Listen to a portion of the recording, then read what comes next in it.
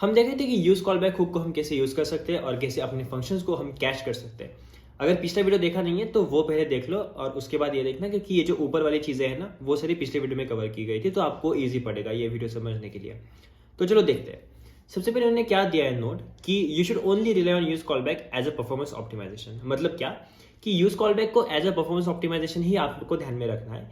इसे ऐसे ही नहीं यूज करना कि बस लाइक फंक्शन डिफाइन कर रहे हो तो यूज कर रहे हो क्योंकि अच्छा होता है यूज करना, कैश होता है फंक्शन। क्योंकि देखो ओवर ऑप्टिमाइजेशन भी एप्लीकेशन के लिए एक बहुत बुरी चीज है और वो बहुत बैडली अफेक्ट करता है। क्योंकि देखो ऑप्टिमाइजेशन जो होता है वो यहाँ पे हो रहा है मेमोराइजेशन को यूज करके। मेमोराइजेशन जो होता है वो कैसे काम करता है, वो यूज करता है आपके स्पेस को, और आपके स्पेस को यूज करके वो आपकी स्पीड को ऑप्टिमाइज करता है, क्योंकि ट्रेड ऑफ होता है हमेशा स्पेस और स्पीड का। तो इसलिए ओवर ऑप्टिमाइज नहीं करना है एप्लीकेशन, जहां जरूरत है बस वहीं पे यूज करो। आगे जाके देखते हैं कि डीप डाइव के टॉपिक्स जो दिए इन्होंने वो क्या है। How is use callback related to use memo. मतलब क्या यूज कॉलबैक और यूज मेमो में क्या फर्क है। अभी तक हमने यूज मेमो हुक बस ऐसे देखा था, एप्लीकेशन में यूज किया था और बेसिक पता है हमें कि यूज मेमो हुक क्या होता है। अगर आपने नहीं देखा तो वीडियो चेकआउट कर लो, पिछले एक वीडियो में एक्सप्लेन किया है पूरा। पर रेफरेंस डॉक्यूमेंटेशन में यूज मेमो को हमने अभी तक हाथ नहीं लगाया, क्योंकि ये हमारा पहला हुक है यूज कॉलबैक। तो यूज कॉलबैक और यूज मेमो में डिफरेंस क्या है। जहां तक आपको याद होगा कि यूज मेमो जो है वो क्या करता है, फंक्शन जो दिया है हमने इनसाइड प्लस डिपेंडेंसी एरे के चेंज पे फंक्शन को कॉल करके उसकी वैल्यू को रिटर्न करता है। यूज कॉलबैक क्या कर रहा है, आपके होल फंक्शन को रिटर्न कर रहा है ताकि आप उसे जब जरूरत है तब कॉल कर पाओ। तो ये तो इनका मेन डिफरेंस है। बाकी मेमोराइजेशन वगैरह में जो चीज़ें हो रही है कि कॉल बैक के लिए मेमोराइजेशन की वैल्यू जो है वो एक्चुअल फंक्शन है, और मेमो के लिए मेमोराइजेशन की वैल्यू जो है वो है एक्चुअल फंक्शन का रिटर्न टाइप। तो ये बेसिक डिफरेंस है यूज मेमो और यूज कॉल बैक में। और इसी के लिए इन्होंने दिया है कि एक्चुअली दोनों चीज़ें यूज करके कि कैसे इन्होंने यूज मेमो को और यूज कॉल बैक को यूज किया है, और यहाँ पे दिया है कि calls your function catches it's value and caches your function itself. तो यही बेसिक डिफरेंस है इन दोनों में। तो बस इतना ही था इसके लिए। इसके आगे देखते हैं, should you use call back everywhere. मतलब क्या कि आपने यूज कॉल बैक हर जगह पे यूज करना चाहिए। मतलब हमने अभी वीडियो के स्टार्टिंग में देखा कि ओवर ऑप्टिमाइज नहीं करना है एप्लीकेशन को। ओवर ऑप्टिमाइज करोगे तो आपके लिए दिक्कत होगी। तो जो ये कह रहे हैं कि आपको सच में यूज करना चाहिए हर जगह पे, तो वो देखते हैं। देखो इन्होंने सबसे पहले क्या बोला है कि आपको तभी यूज करना पड़ेगा अपना यूज कॉल बैक जब दो कंडीशन मीट करते हो। सबसे पहली कंडीशन जो है वो है कि आप पास कर रहे हो अपने कंपोनेंट को कुछ प्रॉप्स, और आपका जो कंपोनेंट है जिसे आप प्रॉप्स पास कर रहे हो वो एक्चुअली रैप्ड है मेमो में। मेमो में मतलब क्या, एक रिएक्ट का फंक्शन है जो कि एज अ पैरामीटर लेता है आपके कंपोनेंट को, और कंपोनेंट को पैरामीटर लेके वो क्या करेगा, देखेगा कि इनकी प्रॉप्स चेंज हुई है कि नहीं। अगर प्रॉप्स चेंज होंगी तो ये उसको रीरेंडर करेगा, प्रॉप्स चेंज नहीं हुई होगी तो फिर रीरेंडर नहीं करेगा। बस इतना काम होता है मेमो फंक्शन का। और ये क्या करता है कि जो प्रॉप्स चेंज होते हैं उस पर रीरेंडर करते हैं। तो मतलब अगर फंक्शन को एज अ प्रॉप पास करोगे और फंक्शन को हम यूज कॉलबैक में नहीं रखेंगे तो मतलब क्या, फंक्शन का मेमोरी रेफरेंस हमेशा चेंज होगा on each re-render of a parent. Okay, और ये चाइल्ड है तो इस पर हम प्रॉप पास कर रहे हैं, राइट। तो जब वहां पे इंस्टेंस चेंज होगा तो प्रॉप में जब पास होगा तो वहां पे भी चेंज होगा वो, और जब वहां पे चेंज हुआ रहेगा तो प्रॉब्लम ये आएगी कि इंस्टेंस चेंज्ड है इसलिए रीरेंडरिंग होगी जबकि जरूरत नहीं है। तो उस केस में हमने अगर कंपोनेंट को जो कि चाइल्ड है जहां पे प्रॉप ले रहे हैं हम एज फंक्शन, तो उसे हम मेमो में रैप करें, और जो फंक्शन प्रॉप में दे रहे हैं ना उसे हम कॉल बैक में रैप करें। तो मतलब क्या, कॉल बैक वाले फंक्शन का इंस्टेंस मेमोरी रेफरेंस तब तक चेंज नहीं होगा जब तक उसकी डिपेंडेंसी चेंज नहीं होगी, और जबकि वो फंक्शन ही चेंज नहीं हो रहा है तो इसकी रीरेंडरिंग नहीं होगी जो कि चाइल्ड है। तो इसलिए हम यूज कर सकते हैं। ये सबसे पहली बात रही। और जो दूसरी बात यह है कि जब आपका function as a dependency list काम कर रहा है, एज ए डिपेंडेंसी काम कर रहा है, या फिर डिपेंडेंसी लिस्ट में डिफाइंड है, आइदर हो सकता है किसी और कॉल बैक की, या फिर किसी और यूज इफेक्ट की, या फिर किसी और यूज मेमो हुक की, जहां पे भी डिपेंडेंसी लगती है, अगर उसके तरह काम कर रहा है तो फिर आपको इसे करना ही पड़ेगा यूज कॉल बैक में यूज। क्योंकि देखो ये जो है फंक्शन के इंस्टेंस के या फिर मेमोरी रेफरेंस के चेंज पे काम करते हैं सब कुछ। तो जहां पे भी आपको लगता है कि इसका मेमोरी रेफरेंस चेंज होके रीरेंडर पे हमें दिक्कत दे सकता है, वहां पे यूज कॉल बैक डाल दो। तो ये दो केसेस है जहां पे आपको यूज कॉल बैक की जरूरत पड़ेगी। अगर इन दो केसेस पे आपका फंक्शन मीट नहीं करता तो अवॉइड करो यूज कॉल बैक यूज करना। ओके, ऐसे सोचो कि ये क्या है, एक ऑप्टिमाइजेशन है जो आप करो, जैसे कि इन्होंने यहाँ पे दिया है परफॉर्मेंस ऑप्टिमाइजेशन है, ऐसे सोचो इसे, ठीक है। तो मतलब सारी जगहों पे यूज़ नहीं करना, बस कुछ कुछ जगह है जहाँ पे यूज़ करना है। और in practice you can make a lot of memorisation unnecessary by following few principles. मतलब क्या, मेमोराइजेशन जो भी कर रहे हो, यूज मेमो हुक यूज़ करना, यूज कॉलबैक हुक यूज़ करना, रिएक्ट का मेमो फंक्शन यूज़ करना, ये आप अवॉइड कर सकते हो। कैसे? सबसे पहले, when a component visually wraps other component, let it accept JSX as a children.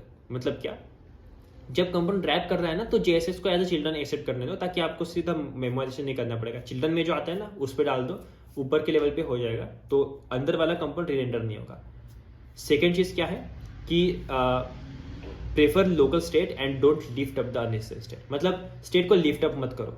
State को लिफ्ट अप करोगे तो जहां लिफ्ट अप किया है उसके नीचे वाले सारे चिल्ड्रन वो रिरेंडर हो गए, और उनको बचाने के लिए आपको मेमोराइजेशन ऐड करना पड़ेगा। तो लिफ्ट अप ही नहीं किया तो मेमोराइजेशन की जरूरत नहीं पड़ेगी, क्योंकि रिरेंडरिंग ही नहीं होगी चाइल्ड की। Keep your logic pure. Pure logic रखोगे मतलब एक सेम इनपुट के लिए आपका सेम आउटपुट आ रहा है। अगर ऐसी चीज होगी आपके लिए तो आपको मेमोराइजेशन की जरूरत नहीं पड़ेगी।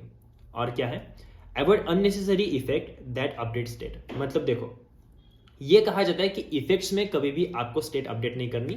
यूज इफेक्ट की सारी चीजें जो हमने देखी थी एकदम डीप डेप 3 वीडियोस में, उसमें हमने देखा था कि यूज इफेक्ट को एक्चुअली कैसे यूज करते हैं ऑप्टिमाइज्ड वे में।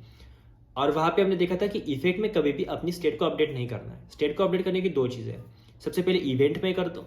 सेकेंड, अगर आपको उसको अपडेट करना ही है तो फिर इफ कंडीशन लगा दो अपने एप्लीकेशन में टॉप लेवल पे, और वहां पे ही चेक कर लो। वो सबसे इजी तरीका है, क्योंकि यूज इफेक्ट क्या करता है, रन होता है सबसे पहले पूरा एप्लीकेशन, फिर जाके यूज इफेक्ट रन होता है, फिर वो चीज़ अपडेट करता है, और फिर अपना कंपोनेंट रीरेंडर होता है। मतलब 2 रीरेंडर साइकिल आ रही है आपकी यूज इफेक्ट में, अगर आप स्टेट अपडेट करोगे तो, जो कि दिक्कत है। बहुत सारी ऐसी चीज़ें यूज इफेक्ट की जो कि आप उस वीडियो में देख सकते हो। तो ये है। और लास्ट क्या है, try to remove unnecessary dependency from your effect. मतलब अननेसेसरी डिपेंडेंसी जो आपने डाल के रखी है ना, तो वो आप रिमूव कर सकते हो, जिससे आपका मेमोराइजेशन बच जाएगा। डिपेंडेंसी यार को जितना हो सके स्मॉल रखो, और जितना हो सके मेमोराइजेशन करो ही मत, तो बहुत ज़्यादा ऑप्टिमाइज हो जाएगा एप्लीकेशन। इसके बाद इन्होंने क्या दिया है, the difference between use callback and declaring a function directly. तो ये तो हमने देख लिया कि क्या क्या डिफरेंसेस हैं इनके, कि रिरेंडर वगैरह होगा, पर इन्होंने इसके लिए ना एक एकदम अच्छा सा एग्जाम्पल दिया है।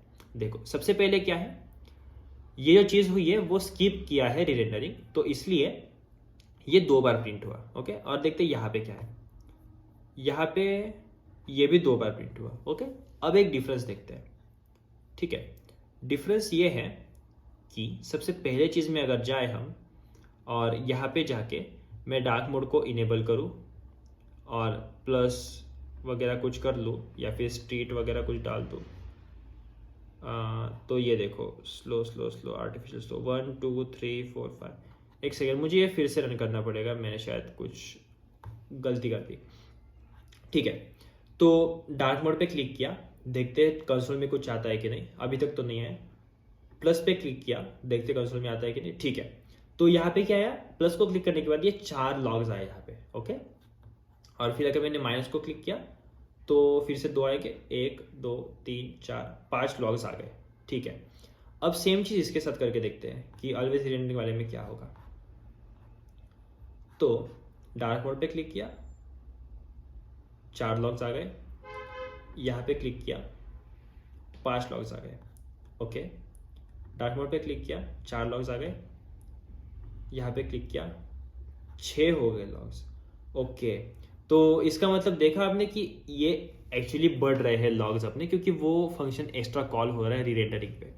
तो इस तरह से ये काम कर रहे हैं। इन्होंने क्या क्या डिफाइन करके रखा है वो सब आप देख सकते हो। बस ये तो एक डिफरेंस था कि कैसे चीज़ें काम करती है। इसके बाद क्या दिया इन्होंने, updating state from a memoized callback.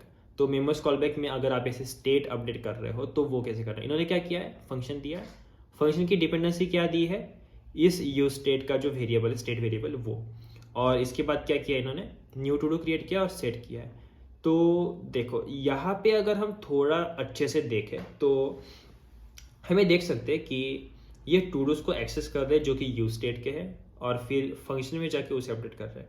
पर इसे हम एक और तरीके से ऑप्टिमाइज कर सकते हैं कि आप डिपेंडेंसी कम कर सकते हो। वो कैसे, टू डूज को इसे एक्सेस करने की जरूरत नहीं है, क्योंकि हमें पता है कि सेट टू डूज में एक्चुअली अपने पास टू डूज आता है जो कि करंट वैल्यू होती है टू डूज की। तो हम सीधा वैसे ही क्यों ना कर ले, यहाँ से हटाना है और टू डूज को ऐसे यूज़ कर लिया और अपना काम चल गया। तो इस तरह से आप कर सकते हो। इन्होंने क्या किया, प्रीवियस वैल्यू ले लिया और यहीं पे उसको अपडेट कर दिया। इस तरह से आप कर सकते हो थोड़े बहुत optimisation. Preventing an effect from firing too often, तो इफेक्ट का आपका बहुत ज़्यादा काम कर रहा होगा तो उसको हम रिड्यूस कर सकते हैं। कैसे, देखो इन्होंने क्या किया है, इफेक्ट में कॉल किया है इस फंक्शन को, ओके, इस फंक्शन को कॉल कर रहे हैं, तो इन्होंने क्या किया, इस फंक्शन को डाल दिया एज अ डिपेंडेंसी। डिपेंडेंसी डाला मतलब क्या, ये फंक्शन हर रीरेंडर पे चेंज होता रहेगा, ओके। ये फंक्शन जब हर रीरेंडर पे चेंज होगा तो दिक्कत ये आएगी हमें कि रीरेंडरिंग जब होगी ना इसकी, तो इसका इंस्टेंस हमेशा बदलता रहेगा। इसका इंस्टेंस बदलता रहेगा तो क्या होगा, यूज इफेक्ट एग्जीक्यूट होता रहेगा। यूज इफेक्ट एग्जीक्यूट होकर क्या कर रहा है, इसे कॉल करके हमेशा कनेक्शन क्रिएट कर रहा है इस सर्वर के साथ में, ओके। तो एक कनेक्शन क्रिएट कर रहा है, तो मतलब क्या, हर एक रीरेंडर पे एक नया कनेक्शन क्रिएट होगा, जो कि गलत है, राइट। तो हम क्या कर सकते हैं, यूज कॉलबैक में रैप कर सकते हैं अपने रूम आईडी को। तो मतलब क्या, रूम आईडी बदलेगी तभी ये बदलेगा, और ये बदलेगा तभी यूज इफेक्ट एग्जीक्यूट होगा। तो एकदम इजी लग रहा है ये, अभी तक तो बहुत अच्छे से काम करेगा ऐसा लग रहा है। पर देखो अभी भी एक दिक्कत है। दिक्कत ये है कि रूम आईडी के बेसिस पे हम एक फंक्शन को देख रहे हैं और उस फंक्शन के बेसिस पे हम यूज इफेक्ट को देख रहे हैं। तो क्यों ना हम ऐसा कर ले कि इस फंक्शन को ही अंदर डाल दे अपने यूज इफेक्ट के और वहीं से कॉल कर ले। तो ये तो एक और इजी चीज़ हो जाएगी। और रूम आईडी के बेसिस पे ही सारा कुछ होना है, तो रूम आईडी से ये अपडेट हो रहा है और इससे ये हो रहा है, तो रूम आईडी के बेसिस पे ये पूरा अपडेट कर देंगे, तो ये बेनिफिशियल रहेगा, राइट। तो हमने बस वही किया और फंक्शन को यूज इफेक्ट में डाल दिया और डिपेंडेंसी कर दी रूम आईडी, और ये और ज़्यादा ऑप्टिमाइज हो गया।